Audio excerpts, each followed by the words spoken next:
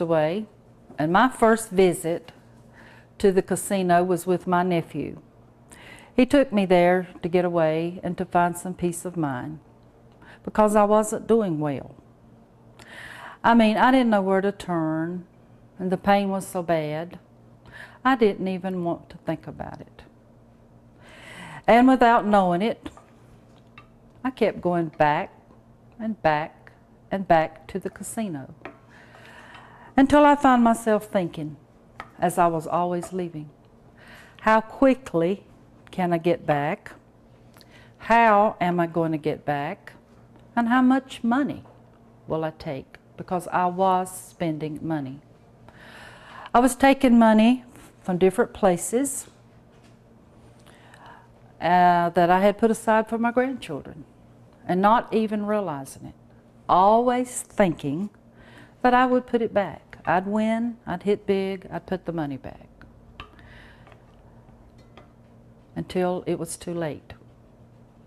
It was like quicksand. I was pulled in. I was the sort of person in the community that went to church, people looked up to, did the right things, did the things I thought I was supposed to do, but when I lost my husband, I blamed God. I blamed everybody. And I went somewhere just to hide, and gambling took me in. I realized I was unhappy. I didn't enjoy it anymore. And I didn't really want to go again. So I'd say, no, you can't do this. This is not you. You're doing things that you've never done in your life. You're telling people lies. And I would convince myself of that and turn right around and go back to the casino. I wasn't happy. I didn't want to do it anymore. I was hooked.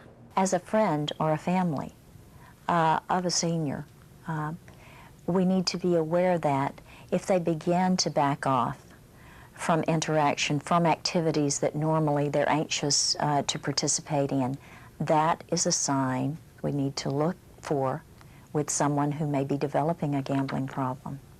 Another is blocks of time unaccounted for. When we can't find them, they're not at home, they're not where they're supposed to be. But when asked, there's not a real explanation or answer for where they were. If they begin to talk about or be heavily interested in gambling activities or gambling facilities, changes in attitude and personality, a sudden need for money or a loss of money, missing possessions or assets. It's very important that you realize what you're giving up when you find yourself pulled into this situation. And I would suggest a recovery program, either a 12-step program. Speak to a counselor, a pastor, or someone that can talk with you to help you and do it as quickly as possible. I called the helpline and they rescued me. They were my saving grace. More than 500,000 Floridians suffer from compulsive gambling. It's an illness, but a treatable illness. If it affects you or someone you care about, get confidential help by calling the Florida Council on Compulsive Gambling at 888-ADMIT-IT, 888-ADMITIT, 888-ADMIT-IT, or on the web at gamblinghelp.org. To keep gambling entertaining, play smart to stay safe. Here are suggestions. Hope to win, but expect to lose. Play with cash, never on credit. Stick with your limits on time and money spent gambling. Bet only what you can afford to lose. Make gambling social, include friends. Keep other interests alive. Feel good about your life outside of gambling.